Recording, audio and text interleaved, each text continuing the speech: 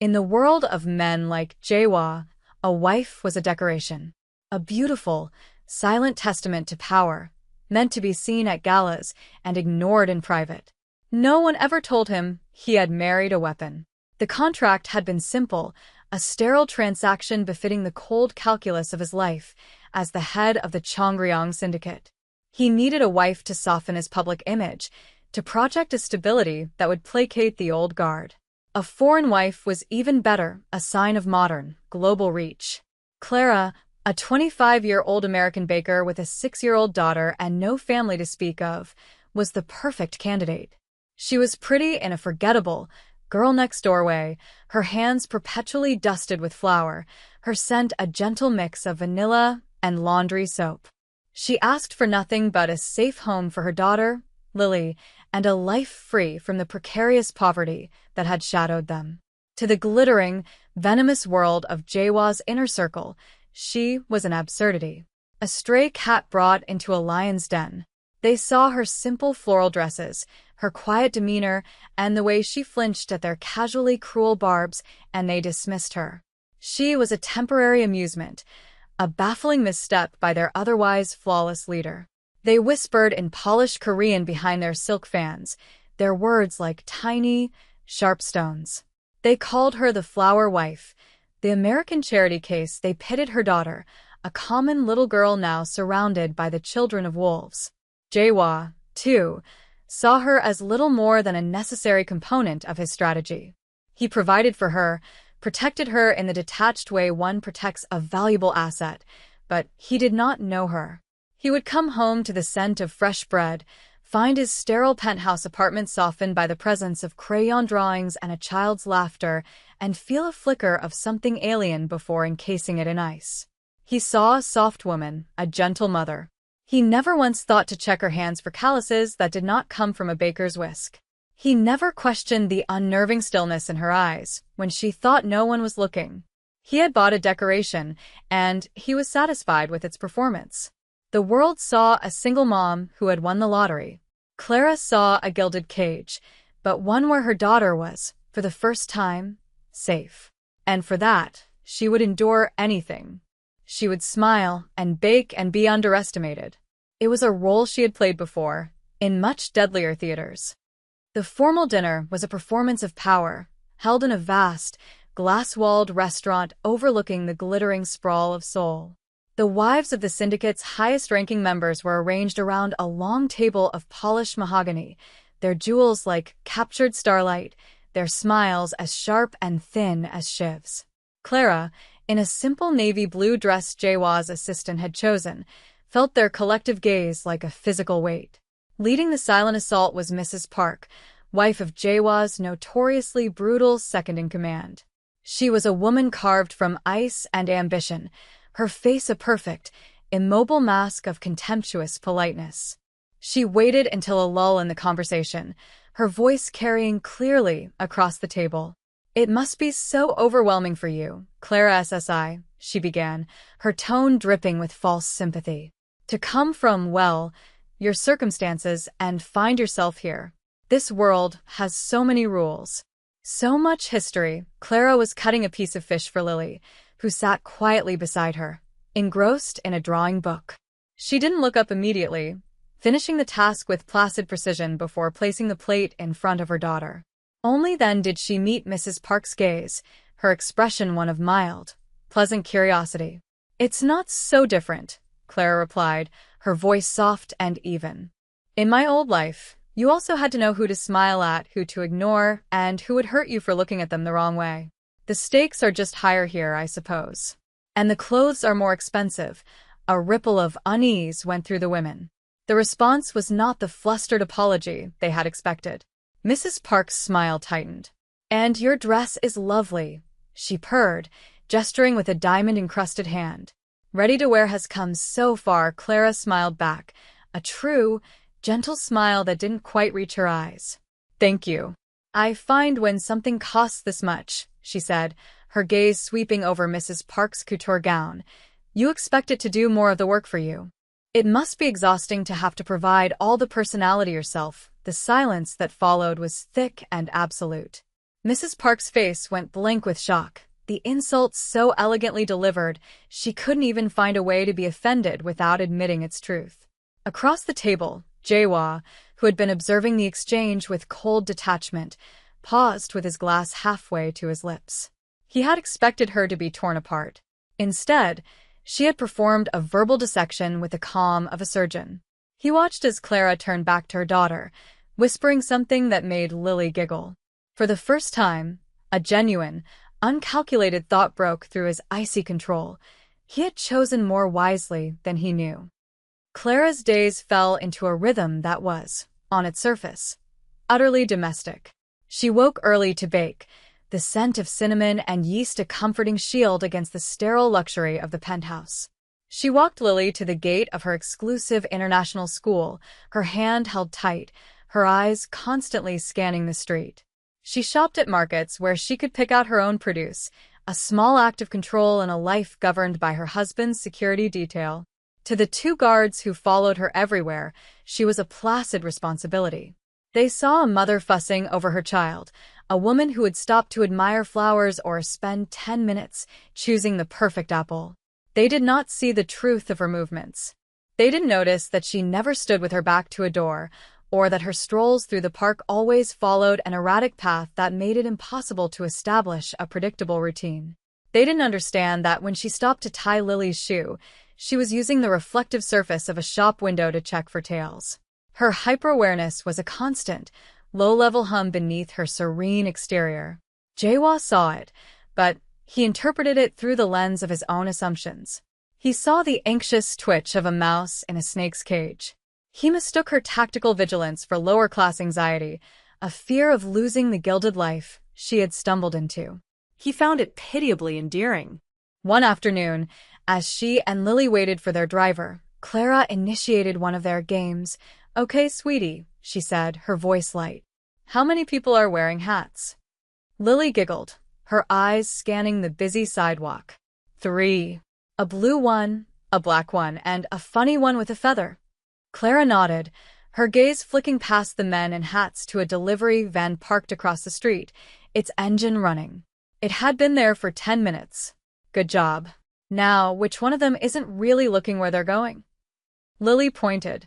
The man in the blue hat. He's just looking at his phone. And what about the car that's been here the longest? The white van. Lily chirped proudly.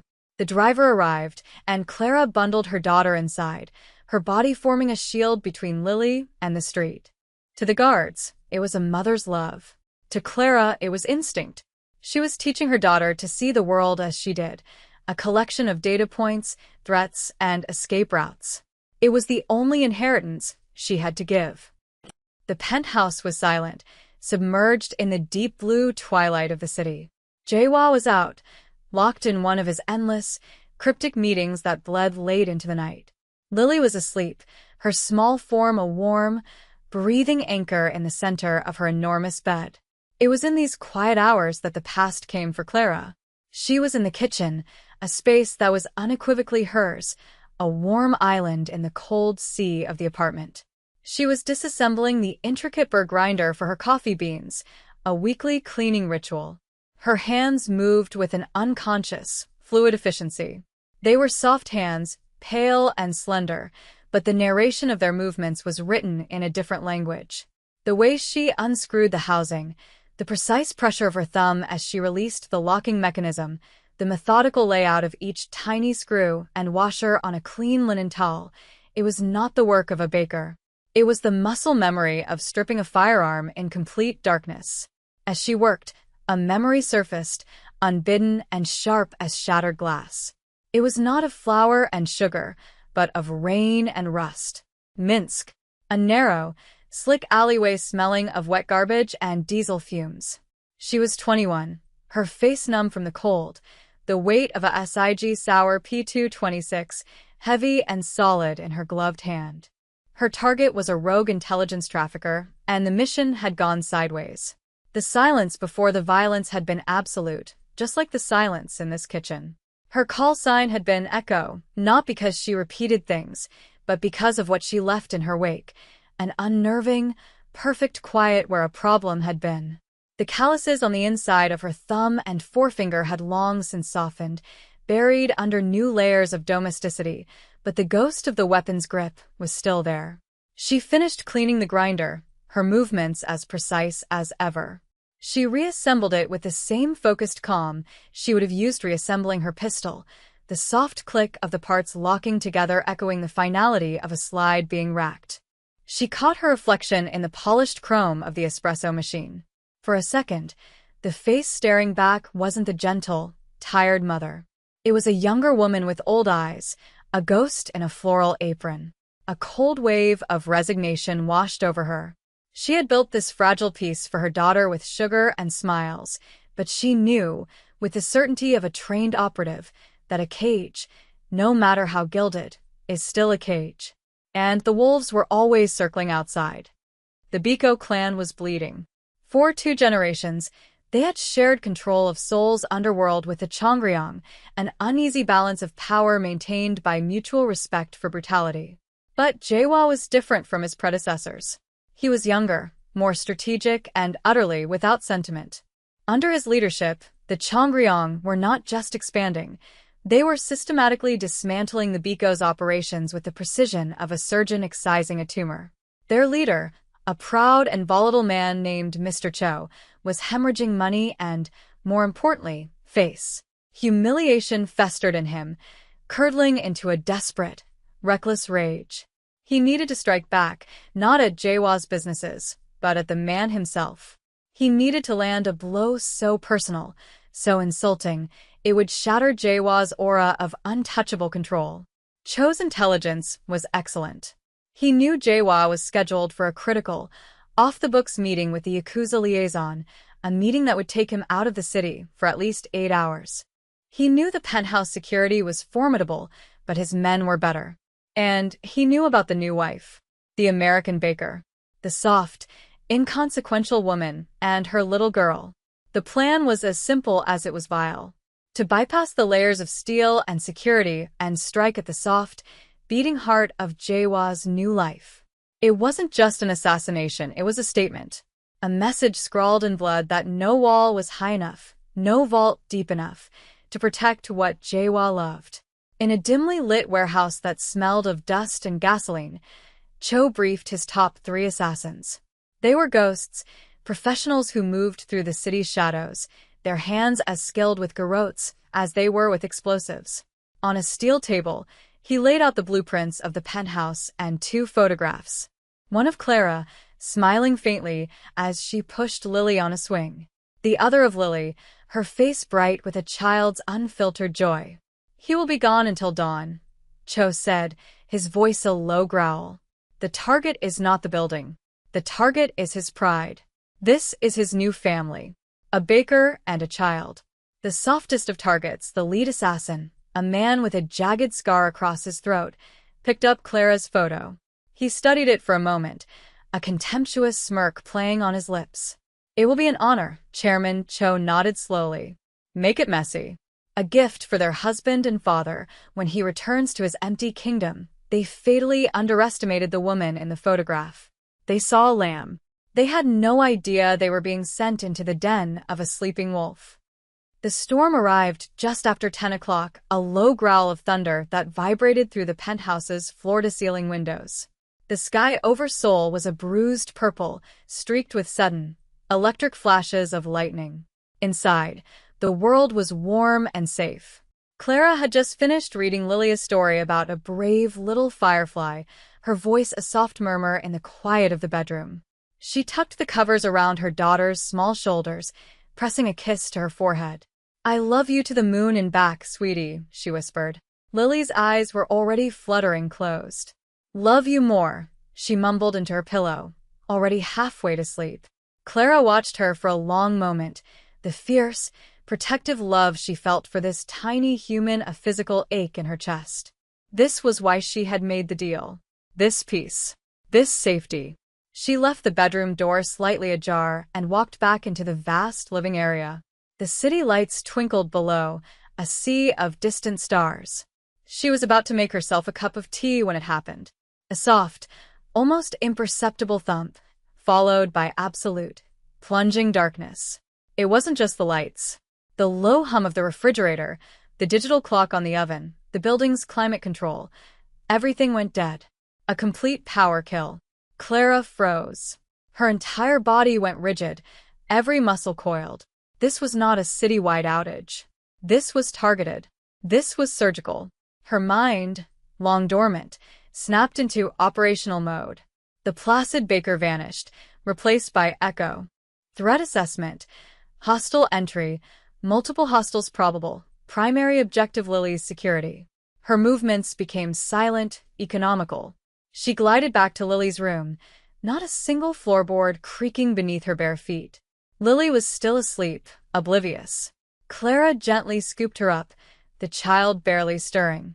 She carried her to the master bathroom, to the reinforced steel door disguised as a linen closet. It was the panic room Jaehwa had insisted on, complete with its own ventilation and communications. She typed in the code, the lock disengaging with a soft hiss. She laid Lily inside on a pile of soft towels. "Mommy," Lily murmured, her eyes blinking open. "It's a new game, baby," Clara whispered, her voice impossibly calm. "The quiet game. The winner is the one who stays the most quiet until I come back. Don't open the door for anyone but me, okay?" "No matter what you hear," Lily, trusting her mother implicitly, nodded sleepily. Clara locked the door from the outside. The hiss of the lock sealing was the sound of her daughter's safety. Now she could go to work. She turned to face the darkened apartment. She heard a floorboard groan in the hallway. The hunters were inside. They thought they were in a shepherd's cottage. They had no idea they had just locked themselves in a cage with a tiger. The darkness in the apartment was absolute, a thick, liquid black that swallowed all light. The lead assassin, moving with the silent grace of a predator, scanned the living room through the green-hued lens of his night vision goggles. The place was empty, sterile. He motioned for his two men to split up, one sweeping toward the master bedroom, the other toward the child's room. He would take the main area. Their objective was simple: locate the woman and child, neutralize them, and be gone before the first hint of dawn. He felt a surge of contemptuous adrenaline. This was too easy. A civilian woman, terrified in the dark. He moved past the kitchen island, his weapon held at a low ready. He didn't see Clara. She was pressed into the narrow space between the refrigerator and the wall, a sliver of shadow the goggles wouldn't easily define. She held her breath, her heartbeat a slow, steady drum. She had no weapon, not yet, but the kitchen was her armory. As the second man passed the kitchen entrance to head down the hall, Clara exploded from the shadows. She moved not with panic, but with brutal, explosive force. Her first strike was a palm heel to the side of his knee, buckling it with a wet, tearing sound. As he gasped and stumbled, she brought her elbow around in a vicious arc, connecting with his temple. He dropped like a stone, unconscious before he hit the ground. One down. The lead assassin heard the muffled thud and spun around, raising his weapon. "Han," he hissed into his comms. Static. Clara was already gone, melting back into the deeper shadows of the pantry. He crept forward, his confidence replaced by a sliver of cold uncertainty. From the hallway leading to Lily's room, the third man screamed, a sharp, gurgling cry that was cut off abruptly. Clara had used the oldest trick in the book. A thin, high-tensile wire, pulled from the inside of a decorative lamp, strung at neck height in the unlit corridor. He had walked right into it. Now only the leader was left. He was no fool. He was a professional, and he knew he was no longer the hunter. He backed away slowly, sweeping his suppressed pistol back and forth. "Come out, little mouse," he whispered, the words meant to intimidate, to draw her out. "Let's end this." He heard a soft sound from the kitchen. A drawer sliding open. He fired 2 rounds into the darkness, the suppressed fut-fut barely making a sound. He advanced, using the massive marble island as cover. He rounded the corner, goggles scanning, and saw nothing. Then he felt the cold. A searing, unimaginable cold on the back of his neck. Clara was behind him, having circled around through a service corridor he didn't know existed. She was holding a canister of compressed air, the kind used for cleaning electronics, upside down. The liquid propellant sprayed out at 100 degrees below zero. He screamed, dropping his weapon to claw at his neck, the flesh flash frozen. As he staggered back, blinded by pain, Clara moved in. In her other hand, she held a long, thin, carbon steel sharpening rod from Jaewa's expensive knife block. She didn't use it to stab. She used it like an ice pick, a single, precise, downward thrust into the spot just below his skull. He collapsed, his technologically advanced body a useless heap on the pristine Italian tile. The storm outside raged. Inside, a profound silence descended once more. Clara stood in the center of the ruined kitchen, breathing evenly. She retrieved the assassin's pistol, ejecting the magazine and checking the chamber with an expert's touch. It was a H&K USP compact. A good weapon. She had always been fond of German engineering. Jaewa returned to a graveyard. The two guards at the building's private entrance were dead, slumped in their chairs with their throats cut. A cold, primal fear, an emotion he hadn't felt since he was a boy, seized him. He didn't wait for the elevator, taking the emergency stairs two at a time, his heart hammering against his ribs. He burst into his penthouse, his own pistol drawn, expecting to find a scene of unimaginable horror. He found something far stranger. He found a battlefield. The first assassin lay in the entryway, his neck bent at an unnatural angle. The second was sprawled in the hallway, a garrote wire embedded so deeply in his neck it was nearly invisible. The scene was one of contained, lethal violence. He followed the trail of silent destruction to the kitchen, his dread mounting with every step. The leader of the hit squad was on the floor, a thin metal rod protruding from the base of his skull. The air smelled of ozone and blood. And in the center of it all stood Clara. She was not crying. She was not screaming. She was at the sink, calmly disinfecting a long, shallow cut on her forearm with supplies from the first aid kit. The assassin's pistol was on the counter beside her, neatly disassembled on a dish towel. Her face was pale, her knuckles were bruised, but her eyes were clear and steady. She looked up as he entered, her expression not of a victim, but of someone interrupted while doing chores. "They made a mess of the new floors," she said, her voice flat. "And they were very rude." Jaewa stopped. He stared from the three dead professional killers to his wife, the baker. He looked at the way she had dismantled the gun, the way she held herself, the complete absence of fear in her eyes. It was like looking at a familiar painting and suddenly realizing it was a window into another, terrifying world. The soft, pliable woman he had married did not exist. She had never existed. In her place stood a creature of profound and deadly competence, a woman who had just single-handedly defended his home and his child from a team of elite assassins.